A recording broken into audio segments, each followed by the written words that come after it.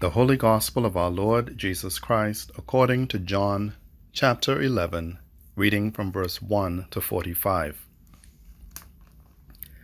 Now a certain man was ill, Lazarus of Bethany, the village of Mary and her sister Martha. Mary was the one who had anointed the Lord with perfume and wiped his feet with her hair. Her brother Lazarus was ill. So the sisters sent a message to Jesus, "Lord, he whom you love is ill." But when Jesus heard it, he said, "This illness does not lead to death. Rather, it is for God's glory, so that the Son of God may be glorified through it." Accordingly, although Jesus loved Martha and her sister and Lazarus, after having heard that Lazarus was ill, he stayed 2 days longer in the place where he was. Then after this he said to the disciples, "Let us go to Judea again." The disciples said to him, "Rabbi, the Jews were just now trying to stone you, and are you going there again?" Jesus answered, "Are there not 12 hours of daylight? Those who walk during the day do not stumble, because they see the light of the world. But those who walk at night stumble, because the light is not in them." After saying this, he told them, "Our friend Lazarus has fallen asleep, but I am going there to awaken him." The disciples said to him, "Lord, if he has fallen asleep, he will be all right." Jesus, however, had been speaking about his death, but they thought he was referring merely to sleep. Then Jesus told them plainly, "Lazarus is dead. For your sake I am glad I was not there, so that you may believe. But let us go to him."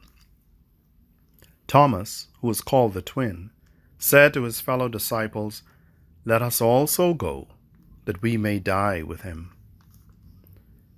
When Jesus arrived, he found that Lazarus had already been in the tomb for 4 days.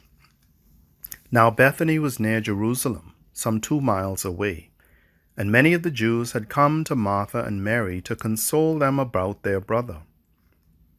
When Martha heard that Jesus was coming, she went and met him, while Mary stayed at home. Martha said to Jesus, "Lord, if you had been here, my brother would not have died. But even now I know that God will give you whatever you ask of him." Jesus said to her, "Your brother will rise again." Martha said to him, "I know that he will rise again in the resurrection on the last day." Jesus said to her, "I am the resurrection and the life. Those who believe in me, even though they die, will live. And everyone who lives and believes in me will never die. Do you believe this?"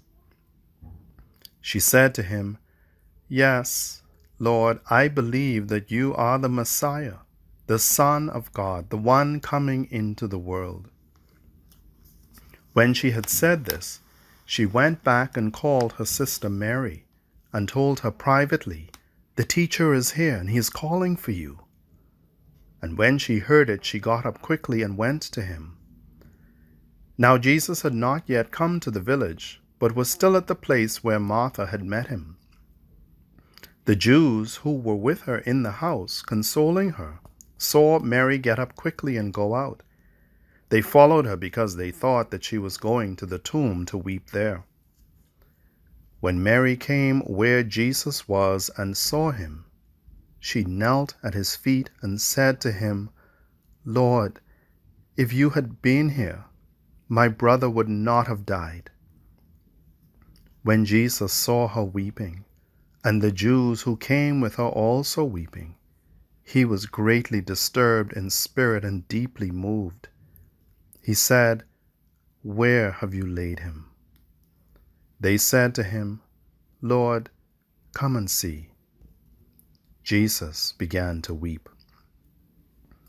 So the Jews said, "See how he loved him." But some of them said, Could not he who opened the eyes of the blind man have kept this man from dying?" Then Jesus, again greatly disturbed, came to the tomb. It was a cave, and a stone was lying against it. Jesus said, "Take away the stone." Martha, the sister of the dead man, said to him, "Lord, already there is a stench, because he has been dead for 4 days." Jesus said to her, "Did I not tell you that if you believed, you would see the glory of God?" So they took away the stone. And Jesus looked upward and said, "Father, I thank you for having heard me. I knew that you always hear me, but I have said this for the sake of the crowd standing here, so that they may believe that you sent me." When he had said this, he cried with a loud voice, "Lazarus, come out!" The dead man came out, his hands and feet bound with strips of cloth, and his face wrapped in a cloth. Jesus said to them, "Unbind him and let him go." Many of the Jews, therefore, who had come with Mary and had seen what Jesus did, believed in him. This is the gospel of Christ.